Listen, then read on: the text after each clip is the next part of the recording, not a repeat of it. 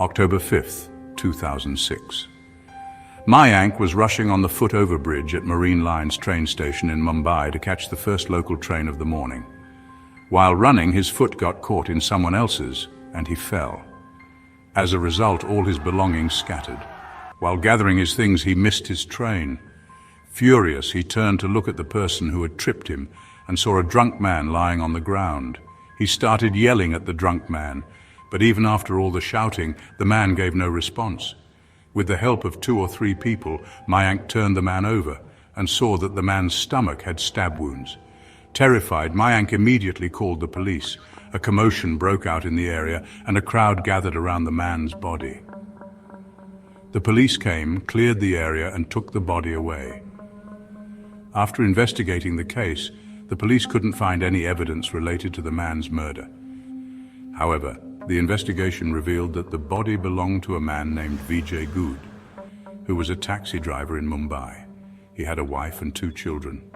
Seeing the condition of the body, the police were convinced that this was the work of a very brutal killer.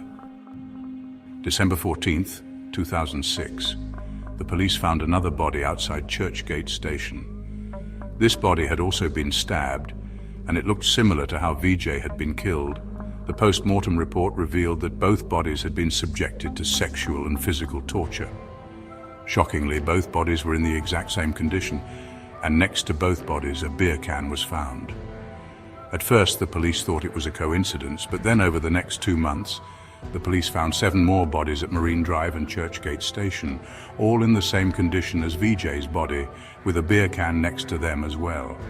The entire police force, seeing such brutal murders, made everyone's hair stand on end. It was now confirmed that there was a serial killer behind all the murders. The police were doing their best to track down the killer, but they were not finding any evidence. A psychopathic killer was now roaming freely in Mumbai, physically assaulting men and killing them. Since the murders were happening in posh areas like Churchgate and Marine Drive, fear of the serial killer was spreading throughout South Mumbai. January 10th, 2007. Once again, the police found another dead body. This body was exactly like the ones they had been finding. But this time, the police found a handwritten note along with the body, containing some strange newspaper clippings, and in small letters it said, "Welcome to the clan." Reading that message, it seemed like the psychopathic killer was celebrating his killings. With this letter, the case took a new turn. While the media started linking this killer to black magic, the police feared that for the killer, it had now become a game of cat and mouse, and he could go to any extent in this game. Despite their frantic efforts, the police were not able to find any strong evidence, while the media continued to spread new rumors about the killer every day. The media dubbed the killer Beerman, and all the police had as clues was that handwritten note. January 22nd, 2007. The police were still on the hunt for Beerman when they found his next victim near a public toilet at Marine Lines. The condition of this victim was just like Beerman's other victims. But this time, along with a beer can, the police also found a grey shirt at the crime scene.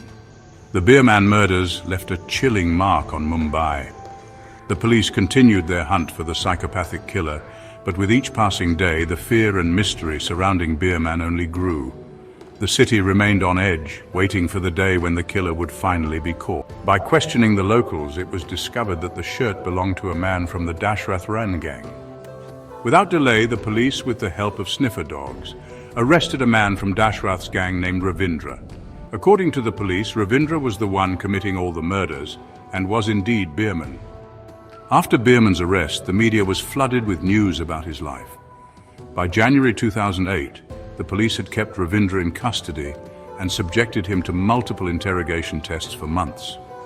Finally, when his case was presented in court, the court accepted the murder charges against him as all the psychological tests pointed to his guilt. Furthermore, eyewitnesses had seen Ravindra sleeping near the bodies at different times. Ravindra was sentenced to life imprisonment.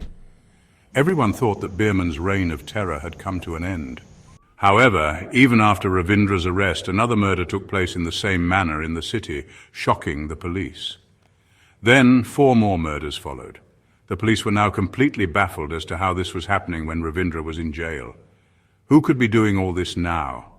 Taking advantage of this situation, Ravindra's lawyer appealed the case in High Court.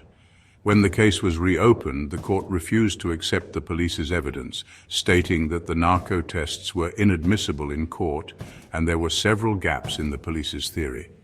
The court released Ravindra, and the Beerman case was closed. After this, no murders occurred in Mumbai that matched the details of this case.